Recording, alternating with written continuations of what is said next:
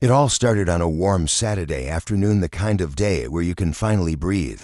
The sun was out, the breeze was just right, and I had this rare feeling of peace. After working 12-hour shifts all week, all I wanted was to kick back, toss something on the grill, and not be bothered by anyone. That's not too much to ask in a gated community, right? Apparently.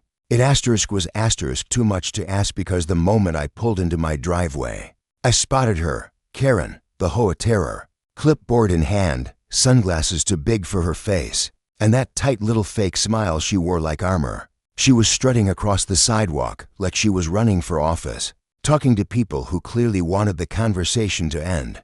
Every single person she passed gave her the same tight smile and quick nod before hurrying back inside. Like she was the human version of a tornado warning. I sighed. You see, Karen used to be on the HOA board. In fact, she used to run it, and she ruled with the kind of authority usually reserved for dictators. She handed out fines like candy, got someone's mailbox color wrong, $50, lawn 1 inch too high, $75, host a birthday party with more than 4 cars parked on the curb, don't even ask. She was infamous. The only reason anyone tolerated her was because no one wanted to deal with the drama of opposing her. That is, until I finally had enough and ran for vice president just to keep her in check. To everyone's surprise, I won. And when the president stepped down a few months later, I was temporarily handed more authority than I ever wanted. That's when Karen lost it. She got booted from the board due to repeated complaints, some from the very neighbors she used to patrol, and since then, she's been trying to undermine me at every turn. So when I saw her wandering around that day, I just groaned and went inside. I thought maybe, just maybe, she was bored and looking to annoy someone else for once. I couldn't have been more wrong. My phone buzzed about an hour later. It was Rick, a neighbor whose backyard faced the community clubhouse. Hey man, sorry to bug you. Did someone book the clubhouse today? I blinked. Not that I know of. Calendar's empty. Why? He paused. Because it looks like there's a full-on party happening. DJ, tables, decorations, the whole 9 yards, tons of people, and I don't recognize a single one of them. I thanked him, pulled up the reservation app on my tablet, and confirmed. No one had booked the clubhouse. According to HOA rules, anyone wanting to use the clubhouse needs to fill out a form at least 5 days in advance and get board approval. Guests must be registered, noise must be kept down, and if any outside vendors are involved like caterers or DJs, they need to have proper permits. I grabbed my keys and headed over. As I pulled into the clubhouse parking lot, I was hit by the sound of loud bass and the smell of fried food. Sure enough, a taco truck was parked at the curb, and a DJ was set up under a tent blasting music like it was spring break. Balloons and banners were everywhere. Kids were running around, adults drinking out of solo cups, and coolers overflowing with beer lined the entrance. It looked like a graduation party on steroids. Then I saw her, Karen. She was in the center of it all, laughing with a group of women and pointing like she was giving a tour. I walked up to her, trying to keep my voice calm. Karen, I said, did you reserve the clubhouse for this event? She didn't even look at me at first, just waved her hand like I was a fly buzzing in her ear. Relax, she said. It's for my cousin's son. He just graduated. It's a private event. That's not the point, I said. There's no reservation. You didn't get permission. There's no registered host, and your guests weren't approved. You're violating several HOA rules. She finally looked at me, her expression changing from fake smiley to full-on arrogant. I used to run this place. I know the rules better than you. This is a community. We're celebrating a milestone. Are you really going to be the guy who shuts down a graduation party? I folded my arms. I'm the guy who enforces the rules. That's what the board is for. She scoffed. You're abusing your little power trip. Go home. I could feel my jaw tighten, but I stayed composed. You have 30 minutes to clear everyone out, or I'll have to call security. If they determine your guests are trespassing, they'll be escorted off the property. She laughed out loud like I just told her a joke. You wouldn't dare. These are my guests. No, they're not. None of them are residents. None of them are registered. And you're not even on the board anymore." She shook her head, then turned and walked away mid-conversation, back into the crowd like I didn't exist. I stood there for a few moments, stunned at the audacity. Then I made a quick call to our community security service. They arrived 20 minutes later to polite but firm officers in uniform who approached me first. I showed them the reservation schedule, the HOA guidelines, and explained the situation. They nodded and moved toward the crowd, calmly asking everyone to leave the premises unless they were residents or had prior approval. Chaos broke out. Karen screamed about harassment. Some of her guests looked confused clearly. They had no idea they were doing anything wrong. Others started arguing, asking why the party was being broken up. The DJ shut off the music mid-song, and the food truck guy packed up fast when he saw the uniforms. Within 10 minutes, the party disbanded. People were climbing into cars, taking down decorations, grumbling under their breath. And then I saw her again, Karen, standing in front of the clubhouse, arms crossed, face red with rage. She pointed her finger at me like I had personally ruined her life. "You'll regret this," she spat. "I will report you for this abuse of authority."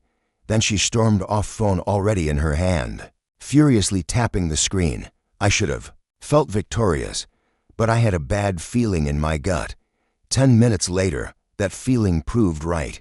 Two police patrol cars rolled into the lot. Karen had called the actual cops on me. The two police officers stepped out of their cruisers slowly, scanning the nearly deserted clubhouse parking lot. By then, most of Karen's party guests had already scattered. Only a few lingered near their cars, exchanging confused glances and clearly unsure of what just happened. The taco truck had packed up and driven off. The DJ had already dismantled his equipment, and the leftover balloon strings fluttered in the breeze like they, too, were embarrassed to be part of this mess. Karen, however, was in full theatrical mode. She marched right up to the officers, finger jabbing in my direction before they'd even said a word. Her voice rose several octaves as she pointed at me like I was a criminal caught red-handed. "That man over there is abusing his authority. He had my family and friends thrown off my property. He's harassing me, targeting me personally, and he's overstepping his power as a board member." I stayed where I was, arms at my sides, trying to stay calm. One of the officers held up a hand, gently stopping Karen's tirade. "Ma'am, let's take a step back. We're just here to understand the situation. Can we get your name?" "I'm Karen," she said, like that meant something official. "I used to run this entire HOA, and this clubhouse is for residents. I have every right to host an event here." The other officer turned to me. "Sir, your name?" I introduced myself and offered my HOA ID card, along with the printed reservation schedule, our policy documents, and even a flash drive containing the security camera footage from earlier that showed the unapproved party setup. The officer took the materials and glanced at them, nodding slowly. Karen, meanwhile, crossed her arms and tapped her foot. "He's lying. This is all political." I was kicked off the board by a group of people who don't appreciate tradition. "He's been gunning for me since day one." "Ma'am," the first officer asked carefully, "do you have any paperwork showing you reserved the clubhouse for today?" She blinked. "I didn't need to reserve it. It's community property.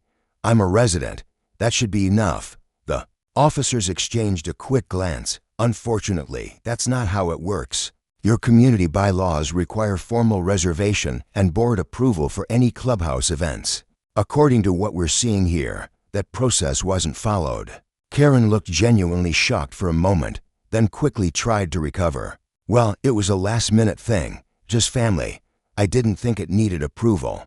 I could almost feel the tension shift. The officers were calm, but it was clear they'd seen this kind of thing before, people assuming rules didn't apply to them. One officer turned to me. "Did you inform her of the rules beforehand?" "I gave her 30 minutes to vacate the property," I said. I explained the violation clearly. She ignored it. Security came and followed standard procedure.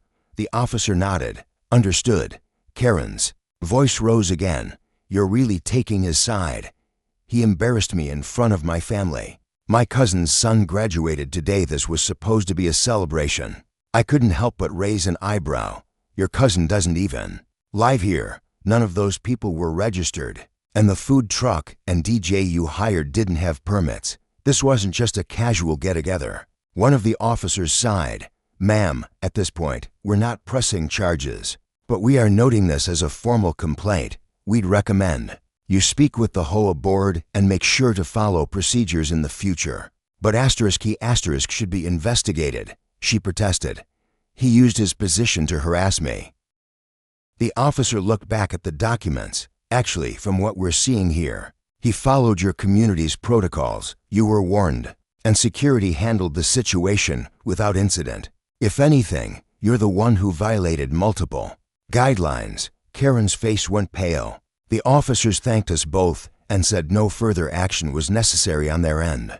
Unless someone decided to escalate it legally. They left soon after. And for the first time in over an hour, the area felt quiet again. Karen didn't say a word to me. She just gave me a look, a mixture of rage, humiliation, and disbelief before storming back to her car. I didn't say anything either. I didn't need to. She just exposed herself in front of the entire neighborhood and wasted the time of actual police officers in her attempt to paint herself as the victim. You'd think it ended there.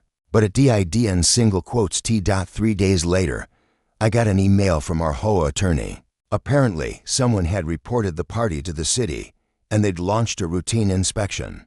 The food truck, completely unlicensed to operate in our residential area. The DJ, no sound permit. And because she didn't have a valid event reservation, she was also in violation of 2 local ordinances concerning unauthorized commercial activity on private property. The city fined her $1,000 to $100 separately. Our HOA board voted unanimously to issue her a $500 community violation fine, both for her unauthorized use of the clubhouse and for failing to register non-resident guests. And the best part, I later learned from another neighbor that Karen's cousin, the one whose son the party was supposedly for, had no idea she didn't get official permission. Apparently, he was mortified when he found out. He thought she'd done everything properly. When the fines rolled in, they had a huge falling out. I was told they haven't spoken since. The fallout didn't stop there. Word of what happened spread like wildfire throughout the neighborhood. For the first time in a long time, people started openly talking about Karen's antics, how she used to bully them with threats of fines, how she'd overstepped her power again and again, and how poetic it was that she finally got hit with real consequences. I've seen her around since then, but she avoids me now. No more waving her clipboard around. No more peeking over fences or leaving anonymous notes on people's doors about lawn ornaments. She walks fast, eyes straight ahead, like someone hoping to become invisible. The clubhouse, by the way, is more popular than ever, but now people follow the rules. Every reservation is double-checked, permits are filed properly, and guests are registered. Funny how quickly things change when someone finally stands up to the bully. Karen thought she could use intimidation, throw a tantrum, and make me look like the bad guy. She even called the cops thinking they'd humiliate me. She never realized that by dragging them in, she didn't just lose the battle, she exposed her entire pattern of entitlement to the very people she feared most, her neighbors. And me, I went back to my quiet weekends, grill fired up, music low, cold drink in hand, no clipboard in sight.